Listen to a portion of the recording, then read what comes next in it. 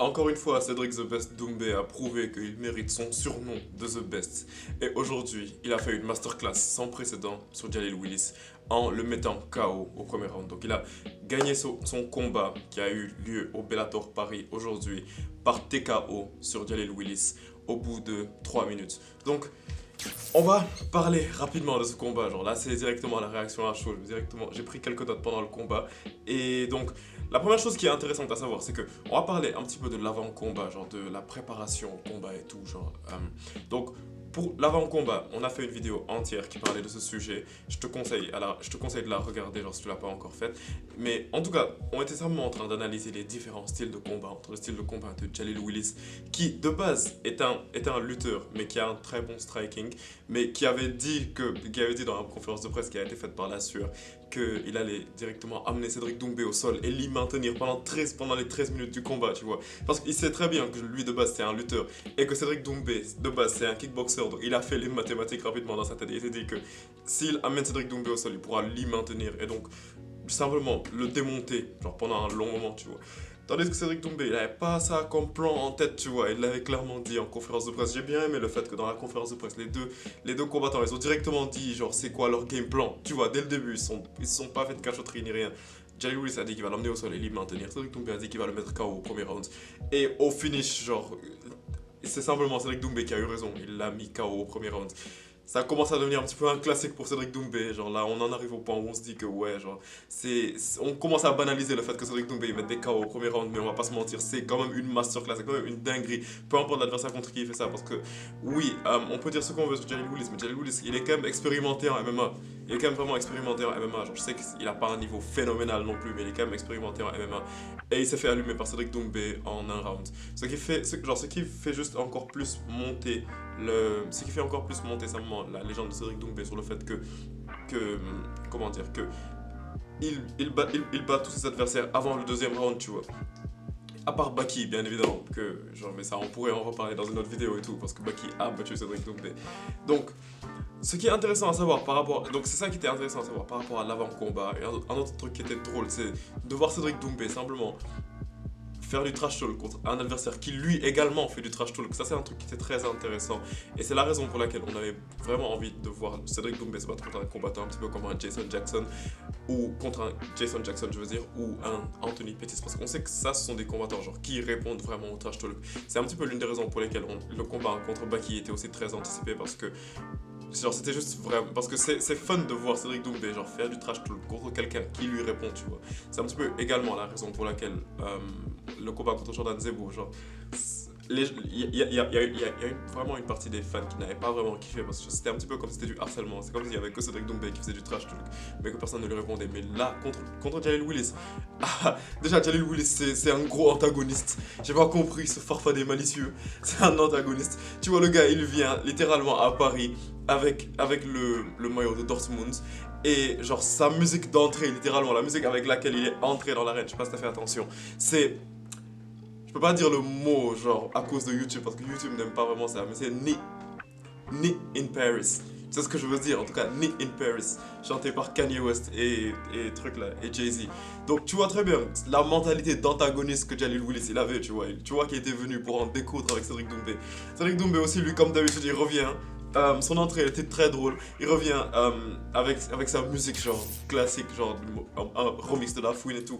Où il vient, il est en mode Jalil, tout le monde crie t'es mort, Jalil t'es mort. Franchement, j'aime bien le public français, genre il est drôle, tu vois, genre il se prête au jeu et tout. Et donc, il vient, genre, littéralement avec un aspirateur, genre, pour faire en sorte de ne pas marcher sur une épine comme la dernière fois dans son combat contre Baki. Donc ça, c'était plutôt drôle.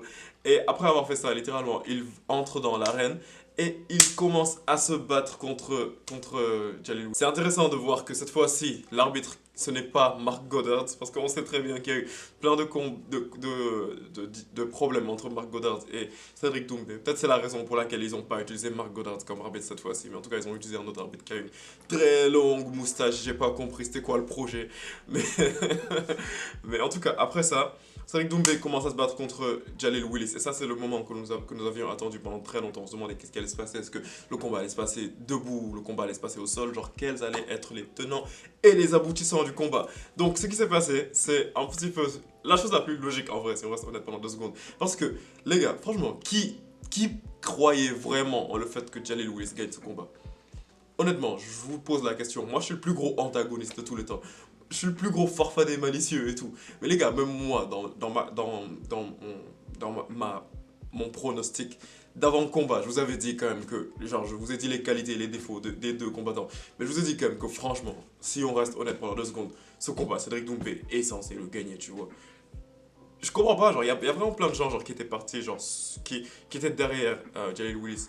Franchement, dites-moi dans les commentaires, genre, ce qui vous poussait à croire que Jalil Willis allait battre Cédric Doumbé, genre, parce que, genre, juste, je comprends pas. Après, je sais que c'est le MMA, je sais que c'est le MMA, genre, dans le MMA, tout peut se terminer en 1 seconde. Et il y a un moment, quand même, dans le combat, où, il y a quelques instants, je veux dire, dans le combat, où ça partait dans ce sens-là, tu vois. Parce que Jalil Willis, il avait quand même réussi à toucher Cédric Doumbé à quelques bons moments. Il y a un truc qu'il faudrait que je vois dans l'après-combat parce qu'ils n'ont pas encore, ils ont pas encore vraiment sorti tous les détails par rapport à ça. Mais j'ai l'impression qu'à un moment, Cédric Doumbé s'est fait knockdown par Jalil Willis. J'ai vraiment l'impression qu'à un moment, Cédric Doumbé s'est fait knockdown par Jalil Willis, même s'il s'est relevé immédiatement. Jalil Willis, il fonçait sur Cédric Doumbé, il a essayé de le frapper, Cédric Doumbé a esquivé. Franchement, c'était un combat entertaining, je vais même pas te mentir. Et Jalil Willis, vers la 2e minute comme ça, il a mis en jeu son game plan, donc comme il le disait. Donc il a mis Cédric Doumbé au sol et il a tenté de le maintenir. Mais on oublie trop souvent que Cédric Doumbé, c'est un combattant de MMA à l'heure actuelle, tu vois. Donc bien évidemment, on l'a mis au sol, mais il s'est automatiquement relevé, genre, parce qu'à partir de maintenant, comme il le disait dans son speech d'après-combat, genre c'est juste un grappleur, tu vois, genre, je sais pas un grappleur accompli ni rien, mais il fait du grappling, tu vois, genre, il a deux nouveaux coachs, et voilà, donc il s'entraîne régulièrement au grappling, donc c'est pas avec un grappling de base que tu vas le battre, tu vois. C'est pas parce qu'il est super bon en striking que par conséquent il est nul au sol, tu vois. Donc littéralement, c'est ça qui s'est passé pour que Cédric Doumbé se relève. Et bah après, ils sont partis à la guerre pendant quelques secondes. Et Cédric Doumbé, là, un point important que j'ai failli oublier de noter. Sur lequel j'ai failli oublier d'insister, j'ai dit désolé parce que là je suis un petit peu trop en train de me laisser aller parce que je vous ai dit c'est ça les réactions à chaud, peut-être je pourrais faire une vidéo plus tard, réaction à froid. Mais la pression que Cédric Doumbé était en train de mettre sur Jalil Willis, je sais pas si t'as remarqué, mais c'était dingue. Genre, tu vois, Cédric Doumbé, il avançait sur Jalil Willis sans même envoyer de jab, sans même envoyer de feinte. Il avançait juste sur le gars. Et le gars, il reculait jusqu'à se coller littéralement sur le mur.